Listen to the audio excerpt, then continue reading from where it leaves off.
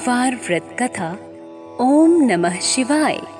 भक्तजनों, पौराणिक ग्रंथों के अनुसार सोमवार का दिन भगवान शिव को समर्पित है। शिव स्वभाव से भोले भंडारी कहे जाते हैं, इसीलिए उन्हें प्रसन्न करने और उनकी कृपा पाने के निहितार्थ किए गए सोमवार के व्रत को सर्व सुख प्रदायी माना जाता है।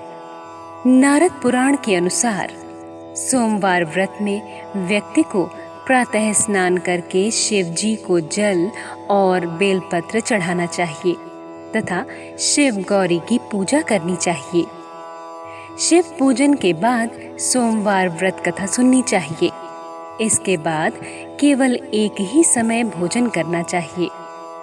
साधारण रूप से सोमवार का व्रत दिन के तीसरे पहर तक होता है, मतलब शाम तक रखा जाता है। सोमवार व्रत 3 प्रकार का होता है: प्रति सोमवार व्रत, सौम्य प्रदोष व्रत और 16 सोमवार का व्रत। इन सभी व्रतों के लिए एक ही विधि होती है, व्रत कथा। एक समय की बात है, किसी नगर में एक साहूकार रहता था। उसके घर में धन की कोई कमी नहीं थी, लेकिन उसकी कोई संतान नहीं थी। इस कारण वह बहुत दुखी था। पुत्र प्राप्ति के लिए वह प्रत्येक सोमवार व्रत रखता था और पूरी श्रद्धा के साथ शिव मंदिर जाकर भगवान शिव और पार्वती जी की पूजा करता था। उसकी भक्ति देखकर एक दिन मां पार्वती प्रसन्न हो गईं और भगवान शिव से उस साहूकार की मनोकामना पूर्ण करने का आग्रह किया।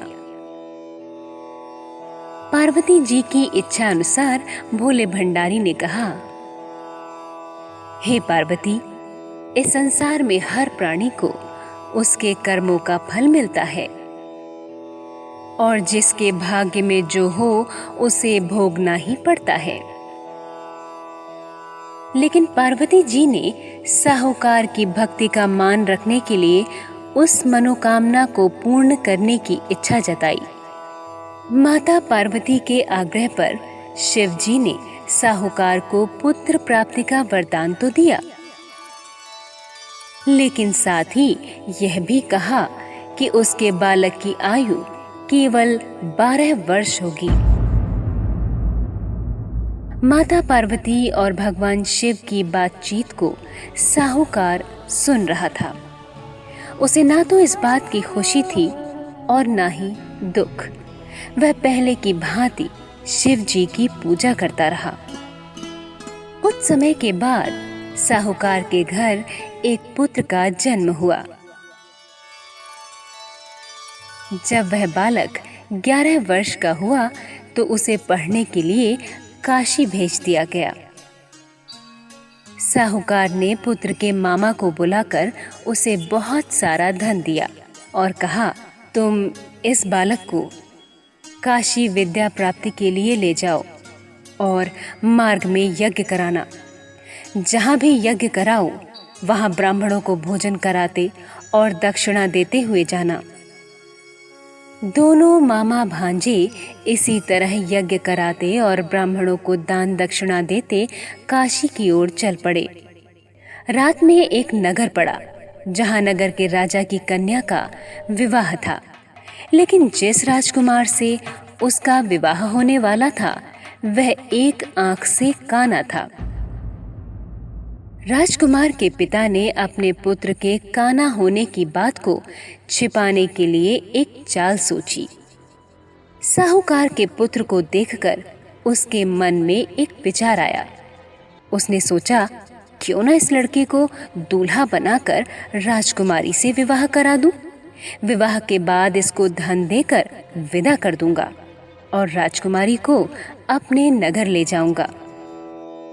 लड़के को दूल्हे के वस्त्र पहनाकर राजकुमारी से विवाह करा दिया गया।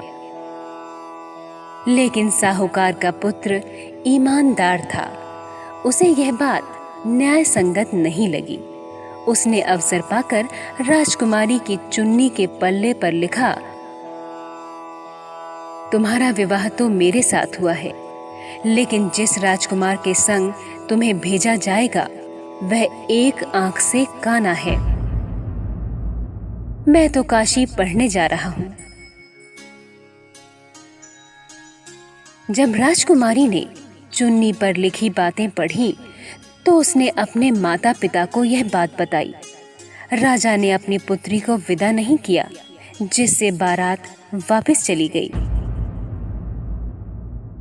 दूसरी ओर साहूकार का लड़का और उसका मामा काशी पहुंचे और वहां जाकर उन्होंने यज्ञ किया।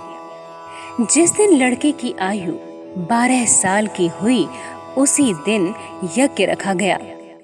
लड़के ने अपने मामा से कहा कि मेरी तबीयत कुछ ठीक नहीं है। मामा ने कहा कि तुम अंदर जाकर सो जाओ। शिव जी के वरदान के अनुसार कुछ ही देर में उस बालक के प्राण निकल गए।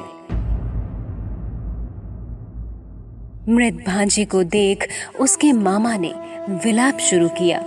संयोगवश उसी समय शिव जी और माता पार्वती उधर से जा रहे थे। पार्वती ने भगवान से कहा, स्वामी, मुझे इसके रोने के स्वर सहन नहीं हो रहे। आप इस व्यक्ति के कष्ट को अवश्य दूर करें।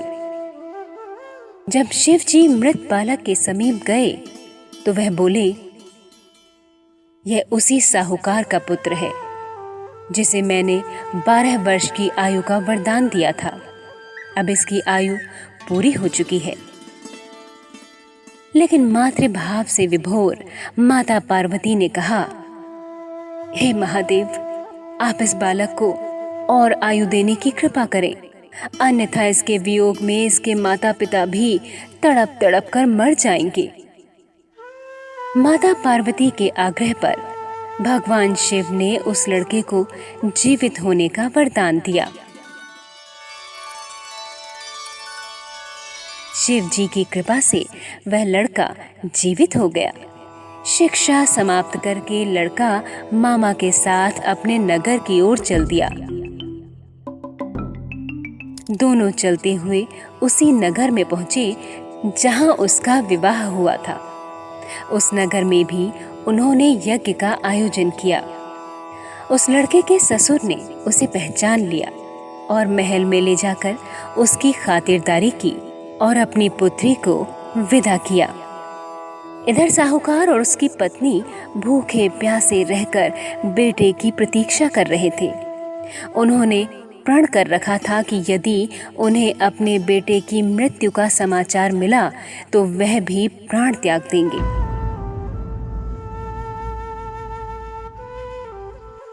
परंतु अपने बेटे के जीवित होने का समाचार पाकर वह बेहद प्रसन्न हुए।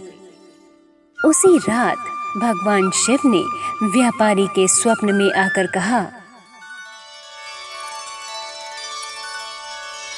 हे श्रेष्ठी, मैंने तेरे सोमवार के व्रत करने और व्रत कथा सुनने से प्रसन्न होकर तेरे पुत्र को लंबी आयु प्रदान की है। इसी प्रकार जो सोमवार का व्रत करता है या कथा सुनता है और पढ़ता है, उसके सभी दुख दूर होते हैं और समस्त मनोकामनाएं पूर्ण होती हैं। एक बार बोलिए, भोलेनाथ की जय।